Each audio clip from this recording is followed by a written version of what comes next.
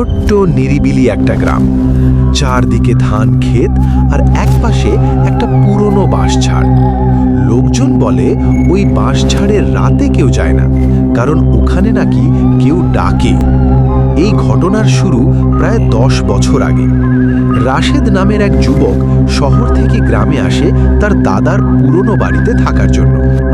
প্রথম দিন থেকেই ওর চোখে পড়ে ওই বাঁশঝাড়টা। দিনে দেখতে একদম স্বাভাবিক, কিন্তু রাতে কেমন যেন অদ্ভুত লাগে। এক রাতে প্রায় 2টোর সময় রাশেদ হঠাৎ ঘুম ভেঙে যায়, কারণ সে স্পষ্ট শুনতে পায়, রাশেদ, এইদিকে আয়। সে ভাবে হয়তো স্বপ্ন দেখছে, কিন্তু আবার, রাশেদ আয়, আমি অপেক্ষা করছি। এবার কণ্ঠটা আসছে ওই বাঁশঝাড়ের দিক থেকে। রাশেদ ধীরে ধীরে দরজা খুলে বাইরে বের হয়। পুরো গ্রাম নিঝুম, কেউ নেই, কোনো আলো নেই, শুধু ওই বাঁশঝাড়টা অন্ধকারে দুলছে। সে হাঁটতে হাঁটতে কাছে যায়।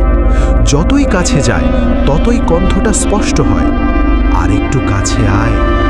হঠাৎ সে দেখে একটা সাদা কাপড় পরা মহিলা বাঁশের মাঝে দাঁড়িয়ে আছে। মুখ দেখা যাচ্ছে না, চুলগুলো সামনে ঝুলে আছে। রাশেদ থেমে যায়, কাঁপতে কাঁপতে বলে, কে কে আপনি? তারপর মহিলাটা ধীরে ধীরে মাথা তোলে। চোখ নেই, শুধু কালো ফাঁকা গর্ত, আর মুখে একটা অস্বাভাবিক হাসি।